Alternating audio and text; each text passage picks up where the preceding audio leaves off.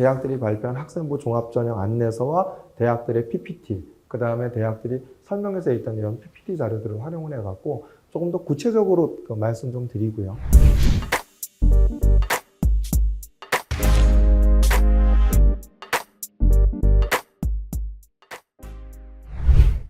대학 어디가에서 수시 입시 결과를 발표하였습니다. 지난번에 성균관대 입시 설명회에서 일반고의 학생들 중에서 상당수의 학생들이 3등급대에서도 합격했다고 발표했듯이 이번에 대학 어디가의 자료를 보면은 물론 내신이 높아진 학과도 있습니다. 근데 상당수의 학과에서 내신이 이 정도까지도 합격을 했나 할 정도로 내신 등급이 0.5등급 내지 한 1등급 정도 낮아진 학과들도 있습니다.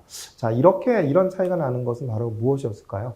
바로 이런 부분들은 대학들이 학생부 종합전형의 평가 관점에 맞춰 학생들을 선발했기 때문에 가능하지 않았나 생각이 듭니다. 그래서 오늘 조금 더 구체적으로 내신 0.5등급 이상, 1등급 이상 차이가 나서 합격할 수 있기 위해서는 우리가 어떤 노력을 해야 되는지 대학들의 평가 관점을 갖다 한번 자세히 살펴보도록 하겠습니다. 그래서 지금까지는 좀 개략적으로 설명을 해드렸는데 서울대학교 자료, 그 다음에 연대, 중앙대, 경희대 등 대학들이 발표한 자료, 이런 대학들이 발표한 학생부 종합전형 안내서와 대학들의 PPT, 그 다음에 대학들이 설명해서 있던 이런 PPT 자료들을 활용을 해갖고 조금 더 구체적으로 말씀 좀 드리고요. 이걸 바탕으로 해서 합격한 학생들의 학생부 사례는 무엇인지에 대해서 한번 알아보는 시간을 갖도록 하겠습니다. 경희대 메디칼에서 이런 이야기를 했죠. 교과 종합평가, 그러니까 서류평가는 한 등급의 차이는 내신 거의 0.5등급의 차이였거든요. 학생부 종합에서는 사실 정성적 평가이기 때문에 내신이 얼마다라는 게 딱 나타나질 않죠. 근데 이제 교과 종합평가일 때 경희대에서는 경희대 같은 경우에는 교과 종합평가에서는 70%가 뭐죠? 교과 성적이고 30%가 교과 종합평가의 서류인 거예요. 그러다 보니까 이게 정량적으로 가능하죠. 그러니까 이걸 갖다 하나를 갖고 우리가 내신이 이 정도일 거다라고 예측하기 힘들지만 그래도 경희대 교과 종합평가 교과가 70% 들어가고 서류평가가 30% 들어가는 이 차이를 통해서 대략 대학들이 서류 하나의 차이를 갖다 내신에 얼마에 반영되는지를 갖다 우리가 이렇게 가늠해 볼 수 있기 때문에 의미 있는 자료가 아닌가 생각이 듭니다. 서류가 하나만 차이가 나도 이렇게 9점 차이가 납니다. 서류가 두 단계 차이가 나죠. AA일 땐 300이고 AB일 땐 291이고 BB일 땐 280이 18점 차이가 나죠. 그러면은 이게 얼마가 되죠? 9점 차이는 1등급에서 1.5등급이 될 때 경희대의 기준입니다. 이게 8.96점 차이죠. 그러니까 서류 하나의 차이가 얼마냐면 0.5등급의 차이죠. 아까 서류가 두 단계가 낮으면 얼마라고 그랬죠? 18점 차이라고 했죠. 그건 얼마가 되죠? 2등급, 17.92점의 차이죠. 그러니까 서류가 두 단계가 낮으면 서류 두 단계의 차이는 내신 한 등급의 차이. 서류 한 단계의 차이는 바로 내신 얼마였죠? 0.5등급의 차이다. 이렇게 대학들이 보죠. 이걸 갖다 가늠해 볼 수 있는 것은 조금 전 거는 이제 교과 종합평가에서 이렇게 정량적으로 보기 때문에 한번 우리가 알아본 거고요. 학생부 종합, 네오 르네상스 전형에서 보면 어떻게 되죠? 한번 저기 정치외교학과 한번 보세요. 정치외교학과에 내신 1.2등급, 그 다음 1.4등급인 학생들은 떨어졌죠. 그런데 누가 붙었죠? 1.3, 1.4까지는 저게 이제 일반고 그룹이겠죠. 일반고 그룹에서 합격하는 학생들이 있다라는 거. 일반고에서 2.2, 2.3등급인 그룹, 이런 그룹들이 있지 않습니까? 2.2, 2.3인 그룹에서 1.2는 떨어졌지만 2.2, 2.3인 그룹에서 합격한 학생들이 있죠. 경제학과도 마찬가지죠. 내신 2.2 그룹, 1.3, 1.4 그룹엔 떨어졌는데 2.3, 2.4까지의 일반고 그룹이 합격을 했죠. 제가 보기에 이제 2등급 때 중후반, 여기 넘어가면서부터는 지역자사고부터 시작해갖고 특목고 자사고겠지만은 2.3, 2.4 그룹까지는 얼마죠? 일반고 그룹이죠. 근데 일반고 그룹에서 2.3, 2.4인 학생은 합격을 했는데 1.2, 1.4인 학생은 떨어졌다라는 건 뭐죠? 바로 내신에 대한 서류가 좋으면 이렇게 내신을 갖다 한 등급 이상 커버할 수 있다는 것을 보여주는 결과가 아닌가 생각합니다. 여기 의대도 한번 보세요. 경북대 의대 지역인재거든요. 근데 X가 뭐죠? 수능 최저를 통과한 학생이에요. 그런데 불합격을 했어요. 그런데 수능 최저를 통과했어요.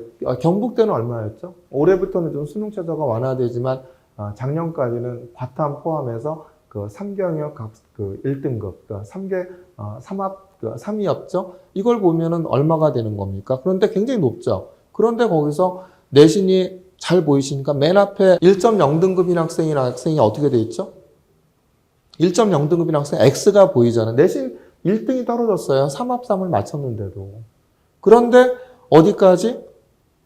그 파란색이 평균이잖아요. 일반고에서 1.4, 1.5, 이게 지역인재니까. 지역인재라면 2등급 전후에 있는 학생, 저런 학생들만 포철고나 김천고 이런 학생이겠죠. 일부러 제가 이제 지역인재 예를 든 거거든요. 왜냐하면, 전국 단위로 하면 이렇게 일반고나 지역 자사고라든지 특목고 자사고가 섞여 있으니까 헷갈리실 것 같아서. 근데 지역인재 명확하지 않습니까? 경북에서 지역인재에서 의미 있는 학교는 포철고하고 그다음에 이제 김천고 이 정도만 되겠죠. 일반고 같은 경우는 저희가 지역인재도 경북대 의대를 갖다 1.7등급까지 합격시킨 학생이 있었거든요. 그렇다고 한다면 일반고에서 1.0등급인 학생이 오히려 3합3을 맞췄는데도 떨어졌는데, 그죠? 1.7등급인 학생이 합격을 할 수 있었다라는 거예요. 이건 서류가 앞서면 가능하다는 얘기죠. 경북대 치대도 마찬가지예요. 3합3 되게 높습니다. 과탐 포함해서. 근데 내신 1, 2, 3, 4, 5등은 다 떨어졌죠. 오히려 1.6, 1.7, 1.8의 내신 1, 2, 3등급은 다 떨어졌고 1, 2, 3, 4, 5등은 오히려 1.8, 1.9등급인 학생이 합격을 했죠.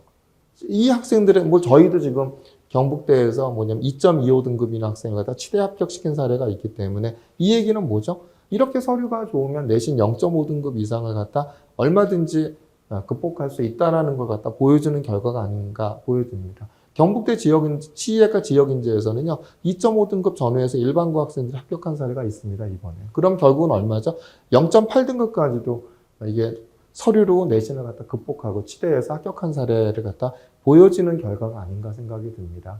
대학들의 평가 관점에 맞춰서 준비하면 서류 하나만 앞서도 내신 0.5등급 이상, 서류 2개 정도가 앞서면은 정말 내신 1등급도 커버할 수 있는 이런 결과를 보여준다는 것을 반드시 명심하시기 바랍니다. 그러니까 저희 한번 조금 이제 이해를 돕기 위해서 한번 내신을 극복하고 합격한 휴브레인 합격자 사례를 갖다 좀 이렇게 빨리 제가 한번 보여드릴까 합니다. 그러니까 서울대학교에서는 저희가 지역균형에서 의예과 1.3등급도 합격을 했고요. 작년에 서울대 일반전형 의예과 1차가 일반고 1.58이 합격한 학생이 있습니다. 1차라는 학생 1차만 합격을 한 겁니다.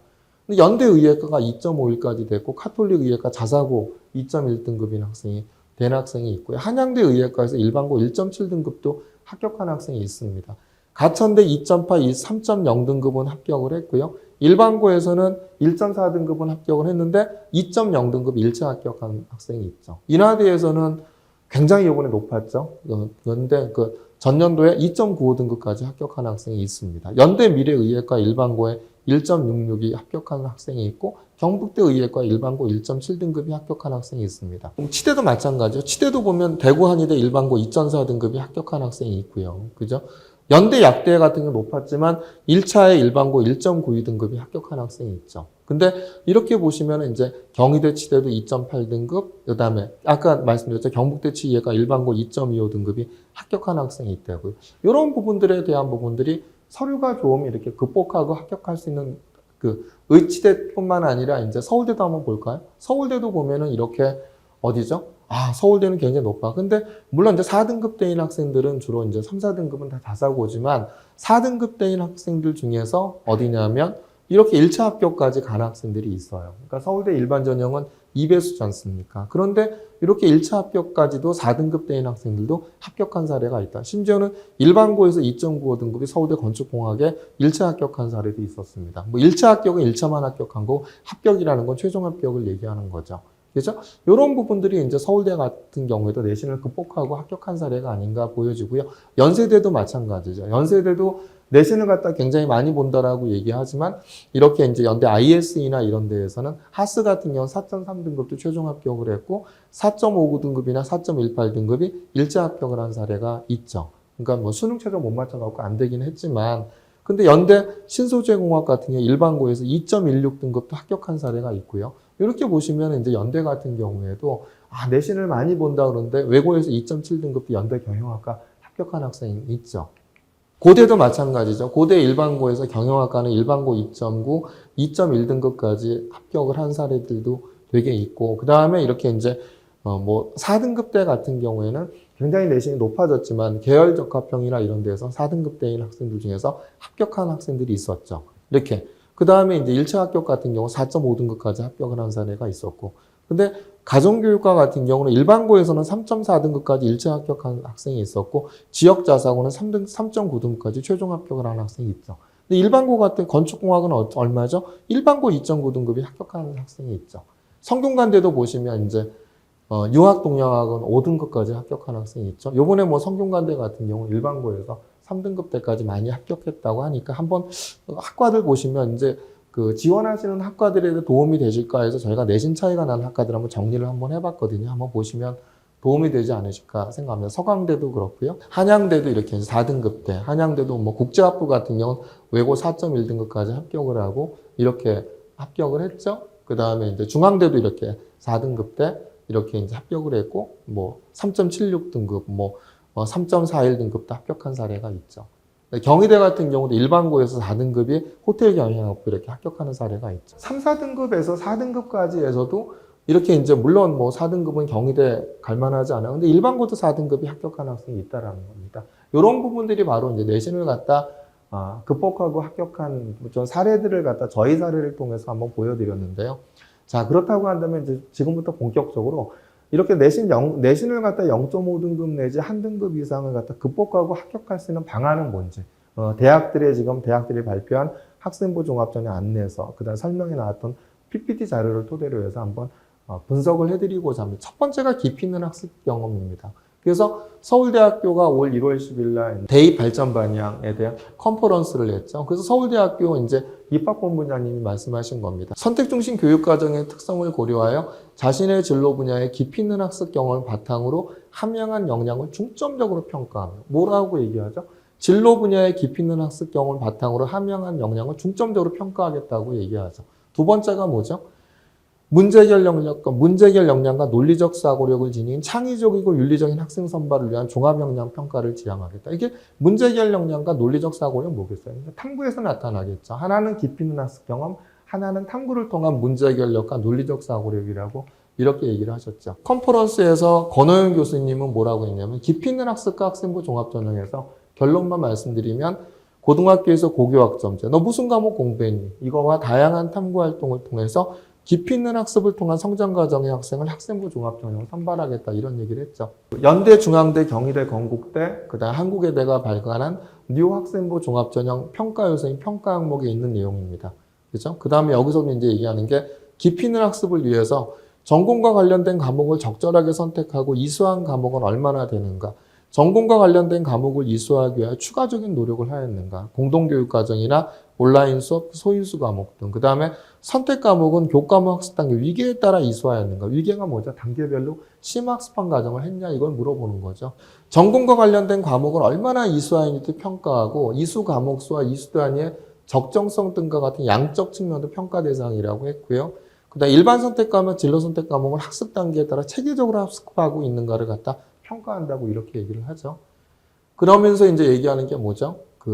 여기서 학교에 개설 과목이 없는 경우에 공동교육 과정이나 온라인 수업, 동아리, 독서 등 개인적 학습 노력을 보완할 필요가 있다고 연대, 중앙대, 경희대가 얘기를 했죠. 이것은 누구도 얘기한다? 서울대도 이렇게 얘기해요. 서울대 설명에서 학생부 종합전형은 고교와 대학의 교육과 등 연계 중심이라고 얘기하면서 이런 얘기를 했죠. 그때 자소서가 있었을 때였죠. 여기서 뭐냐면 생명과학원을 배우며 신경계와 고통의 밀접한 관계를 알게 되면서 좀 더 공부하고 싶었으나 자세한 설명이 없었고 생명과학 투에도 신경계에 대한 단원이 없어 이와 관련된 내용이 있는 고급 생명과학을 배우고 싶었습니다. 학교의 수업 개설을 건의했으나 신청 인원 수가 부족하여 수업 개설이 이루어지지 못했습니다.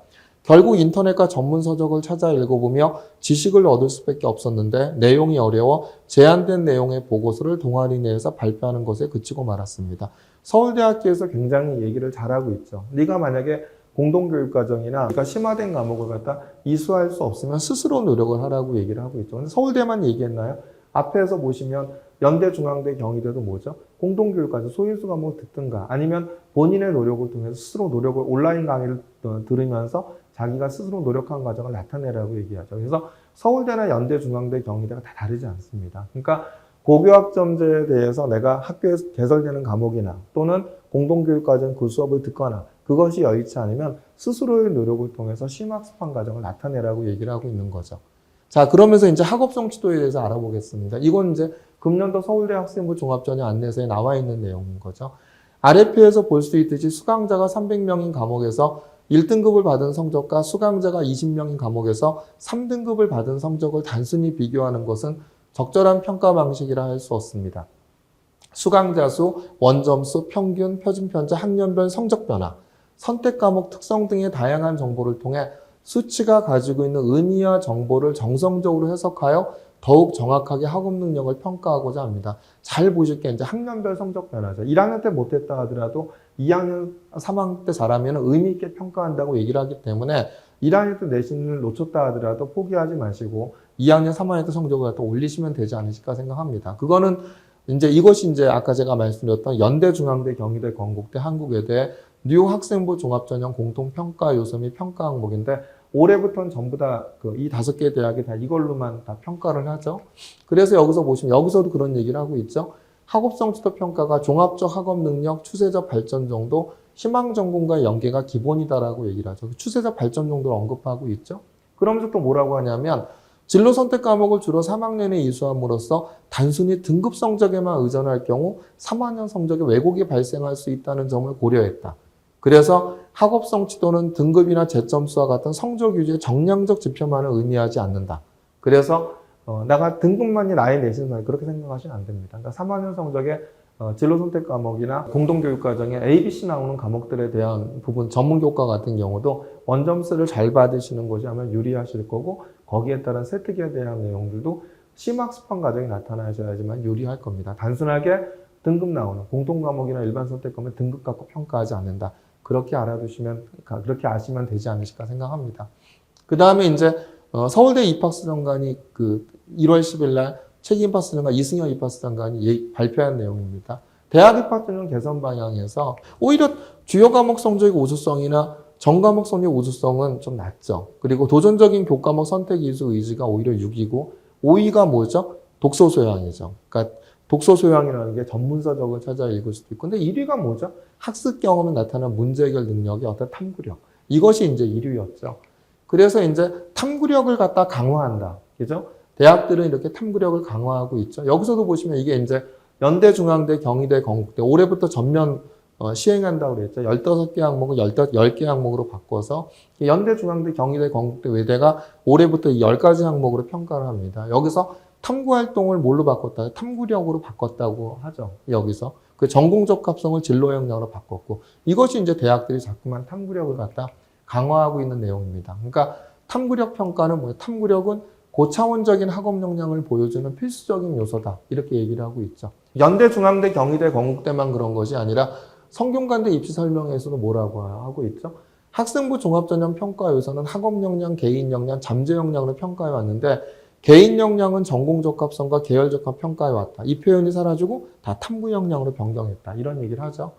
그래서 이제 한번 구체적으로 창의적 체험 활동과 세특의 한번 사례를 보시면 자, 서울대학교 학생부 종합전 안내서에 나와 있는 내용입니다. 창의적 체험 활동을 뭐라고 그랬죠? 창의적 체험 활동 중 자율활동, 동아리활동, 진로활동 등에서 학생의 학업 관련 우수성이 드러난다면 평가 대상이 될 수 있다. 거꾸로 얘기하면 뭐죠? 학업 관련 우수성이 없으면 평가하지 않겠다라는 얘기죠. 그래서 탐구활동 등의 학내활동을 통해 드러나는 우수성을 볼 수 있는 부분입니다. 이런 얘기를 하죠. 자, 여기는 이제 중앙대 자료입니다. 자율활동에 대해서 이제 뭐라고 얘기했죠?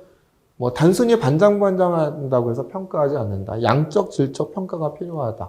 뭐 리더십과 같은 에피소드가 있으면 유리하겠죠. 그 다음에 단순 참여 사실만 있을 땐 평가하지 않겠다라고 하고 탐구 역량을 판단한다 이렇게 얘기하죠. 자율활동에 대한 부분들은. 진로활동도 단순 검사나 단순 체험 활동은 평가하기 어렵다고 얘기하면서 개인별 활동 내용의 탐구 역량과 전공 적합성 뭐 이렇게 이제 이런 부분 평가한다. 전공 적합 용어는 안 쓰겠지만 탐구 역량이라는 요게 이제 그 전년도에 나왔던 자료이기 때문에 전공 적합성이라는 용어를 썼는데 지금부터 이제 탐구 역량 얘기하죠. 그래서 이제 독서 활동을 통한 탐색 과정이나 이런 부분들을 나타내라. 이런 얘기를 하고 있죠. 이 친구는 이제 서울대, 연대, 고대, 의대 모두 합격한 학생의 한번 진로 활동인데 1학년 겁니다.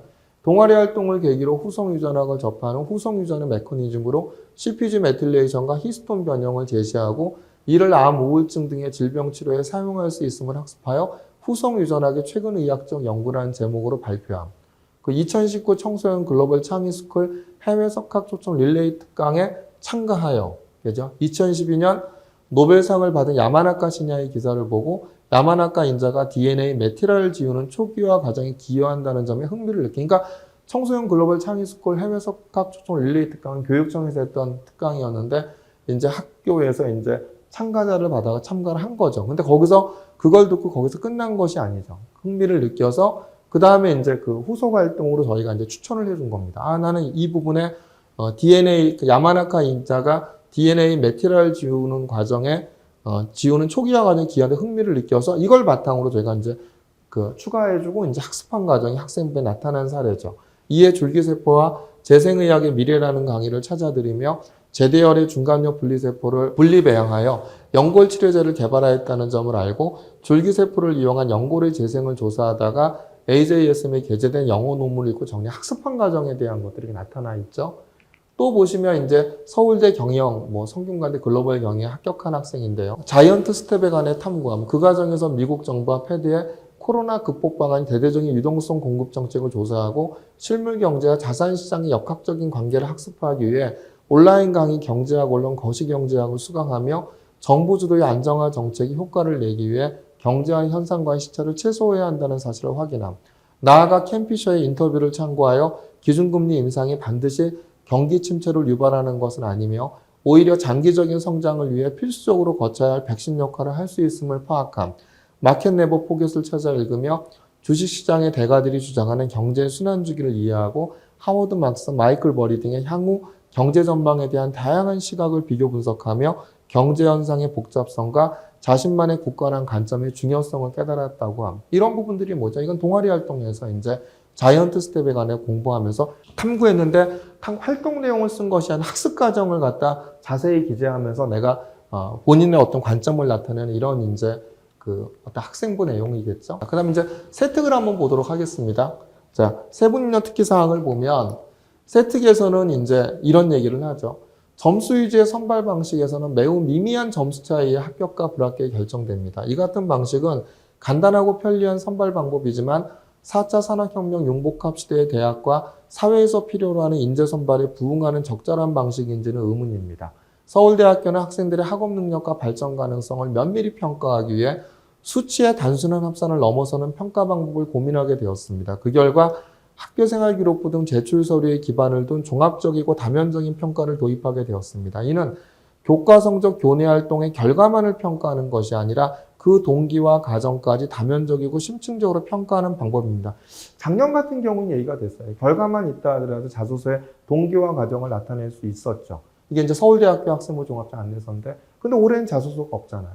그렇기 때문에 선생님들이 사실 자기평가서를 제가 볼 때 계속 받아야 된다고 말씀드리는 것은 어디냐면, 이 학생이 PPT 발표를 하거나 그 다음에 보고서 제출을 할 때 결과만 적잖아요. 동기와 과정을 어떻게 알죠? 그래서 자기평가서를 받아야 됩니다. 근데 자기평가서를 갖다 받지 않는 학교의 경우, 안 받는 선생님들 계시죠? 그래서 저희 같은 경우는 저희 학생들한테 계속 PPT 발표하거나 보고서 작성할 때 서론의 동기와 과정을 갖다 반드시 나타내라고 얘기를 합니다. 그러니까 왜냐하면 지금의 내용은 결과만 평가하는 것이 아니라 서울대학 금년도 학생부 종합전형 안내서인데 서울대학교가 뭘 평가하겠다고 하죠? 동기와 과정까지 평가하겠다고 하기 때문에 반드시 동기와 과정을 학생부에 나타내야 된다. 이렇게 보시면 되죠. 더 알고 싶은 분야의 전문 서적을 찾아 읽을 수도 있고, 금년도 학생부 종합전형 안내서에 똑같이 전문 서적을 찾아 읽을 수도 얘기를 하고 있죠. 읽을 수도 있다. 읽으라는 얘기겠죠. 또한 교과 학습 내에서 학생이 주도적인 학습 수단으로 접할 수 있는 수단이 독서이다.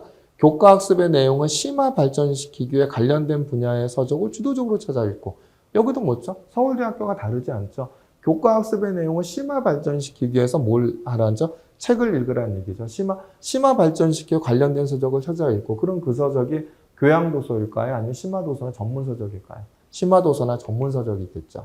그래서 이거 보세요. 이 친구는 이제 서울대 의대, 고대 의대 최종 합격한 학생인데, 질병의 종식을 읽으며 산화 스트레스와 관련된 질병을 알아본 후 코로나19 감염 후 심장합병증의 원인을 산화 스트레스로 분석한 보고를 작성함. 4년기 평형을 학습하면서 혈액의 완충 용량에 궁금증이 생긴 생화학을 참고로 헤모글로빈의 작용을 화학 평형으로 분석한 후 핸더슨 하셀바흐 방정식을 이용하여 pH 7.4를 유지하기 위한 CO2와 HCO3의 비율을 계산하여 발표함. 이 과정에서 pH 불균형으로 인한 질병에 궁금증이 생겨 대한내과학회지에 실린 영어 논문을 스스로 찾아 읽음. 에너지 대사 과정을 생화학적으로 분석하며 어떻게 돼 있죠? 굉장히 심학습한 과정이 잘 나타나 있고 단계 넘어가면서 학생의 어떤 창의적 관점이 잘 나타나 있죠. 뭐 경제 수학도 마찬가지죠. 그러니까 여기서 보면 이제 수업 시간에 배운 개념을 관심 분야를 탐구하는데 활용하는 능력이 뛰어남. 현재 가치의 기본 등식을 배우고 수행 평가에서 평가 계수와 연금 평가 계수를 이용한 사채의 현재 가치 측정을 주제로 한 탐구 활동을 진행함. 그 과정에서 유효이자율과 연도별로 측정되는 가치에 관심을 갖고 같은 금액의 사채를 취득하더라도 다르게 보고되는 금융상품의 분류에 궁금증이 생긴. 제가 앞에서는 언급하지 않는데 마찬가지로 앞에 거나 이 부분이나 뭐가 나타나요? 동기가 잘 나타나 있죠. 이를 해결하기 위해 더 연구하고 싶은 내용의 각 금융자산의 회계상 보고를 비교하는 후속 계획을 기록하고 온라인 강의 재무회계 등 금융자산 부분을 들으며 재무제표의 개정 과목과 발생지 회계 처리 방안 학습함. 도서 IFRS 중급회계의 금융자산 단원을 참고해 금융자산을 보유 목적에 따라 분류하고 등등등. 어떻게 되어 있죠? 동기와 과정을 통해서 단계별로 학습해 나가는 과정이 전문서적이나 어떤 강의를 통해서 학습하는 과정이 되게 깊게 잘 나타나 있죠. 이런 부분들이 바로 학생부에 나타나셔야지만이 의미 있는 평가를 받지 않을까 이렇게 생각이 듭니다. 미적분도 마찬가지겠죠. 그래서 이제 문제 해결력, 아까 이제 그러니까 탐구에서 가장 중요한 것이 문제 해결력이다라고 했죠. 문제 해결력과 학습한 내용을 다면적 심층적으로 파악하고 사고하세요. 이게 서울대학교 학생부 종합전형의 안내서에 나왔던 내용이죠. 학습한 내용을 여러 맥락 속에서 다면적 심층적으로 파악하고 사고하세요 해서 이 친구가 이제 서울대 지역균형 1.3등급인데 이제 의대 합격한 학생인 거죠.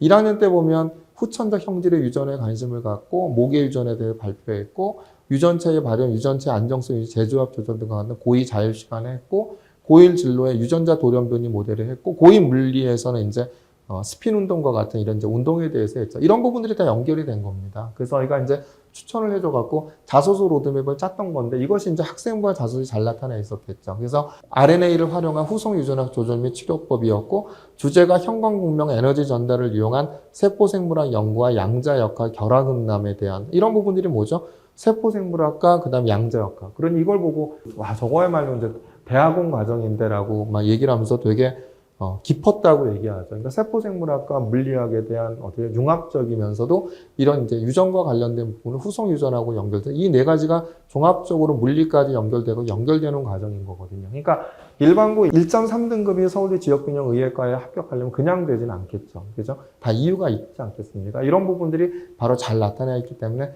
합격한 사례가 아닌가 이렇게 생각이 듭니다. 그래서 이제 한번 서울대, 연대, 고대, 의대 모두 합격한 학생의 이제 이 친구의 이제 한번 과제형, 문제 해결력이 나타내는 한번 사례를 한번 보겠습니다. 장시간의 좌식 생활에 의한 디스크 질환에 대해 의문을 갖고 조사하며 영어 논문을 읽고 추간판의 압력 변환기를 삽입하여 부하를 측정한 연구 결과 한계를 접함. 이후 추간판 주변의 생체 역학적 특징을 학습하며 디스크의 압력을 외부 부하에 따른 추간판 내 수액의 수분 흡수율로 규정할 수 있음을 익힘.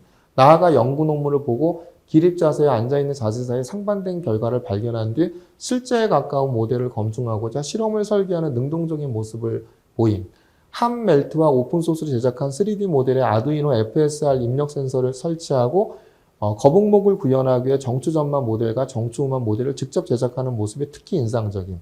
측정된 입력값을 벡터합하여 알짜 압력 벡터를 계산하고 디스크 주변을 지나는 신경의 중요도에 따라 가중치를 부여하여 자세별 위험도를 구하여 자료를 유의미하게 정리함. 스스로 측정한 결과를 바탕으로 경추전만 모델의 목 디스크의 위험도가 가장 높음을 제시한 뒤 스마트폰 사용 시 경추 각도가 약 30도라며 장시간 사용을 경계하는 발표에서 학우들의 큰 호응을 받음. 동기와 과정, 문제 해결력이 되게 잘 나타나 있죠.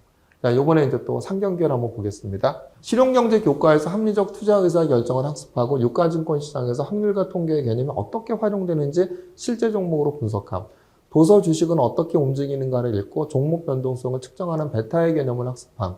금융증권 사이트에서 5개년도 시장 수익률과 S전자의 종목 수익률을 추출하고 엑셀을 활용하여 종가 기준으로 자료를 정리한 뒤 각각을 XY축으로 하는 단순 회귀 분석을 통해 1.08의 베타를 직접 산출해봄. 또한 시계열별 시장 수익률과 종목 수익률의 분포도, 산포도와 추세선을 노출하여 주식의 민감도를 차트로 나타냄. 이후 2020년 기준 저축은행의 1년 만기 정기예금 평균금리인 1.76%를 무위험 이자율로 코로나로 인한 한국은행의 경제 전망인 마이너스 0.2% 시장 포트폴리오의 기대 수익률로 가정해 H자동차의 기대 수익률을 구하고 베타를 이용한 주식 가격의 과소가대 평가를 파악함. 기업의 위험을 측정하는 분산과 베타 등 실제 유가증권 시장에서 수학적 개념을 적용한 도구로 투자 결정에 도움받을 수 있다는 사실을 깨닫고 진로와 관련해 투자 시정의 효율성을 확보하기 위해서는 투명한 경영 공시와 상품에 대한 리스크 측정이 중요함을 학습하고 어떻죠? 단순하게 단순 탐구가 아니죠. 대단히 이렇게 관심에 있는 그 부분에 대해서 문제 해결력이나 이런 거 창의성이 잘 나타나 있는 세특인 거죠. 뭐 결론부터 말씀드리지만 항상 이런 이제 창의적 관점의 문제 해결력과 심학습한 과정이 나타나는 학생부를 갖고 있는 학생들은 항상 0.5등급 내지 1등급을 갖다 극복하고 합격할 수 있습니다. 그렇기 때문에 0.5등급이나 1등급을 극복하기 위해서는 뭐 2학년들은 당연히 1, 2학년들은 1, 2학년 때부터 노력을 해야겠지만 3학년 거만이라도 3학년들은 이렇게 노력을 하시면 0.5등급 이상에 대한 부분들로 서류평가에서 앞서서 합격을 하실 수 있지 않을까 생각을 합니다. 그렇기 때문에 끝까지 대학의 평가 관점에 맞춰서 학생부를 갖다 만드시는데 학생부를 갖다 내 학생부를 갖다 이제 만드는데 최선의 노력을 기울이시기 바랍니다.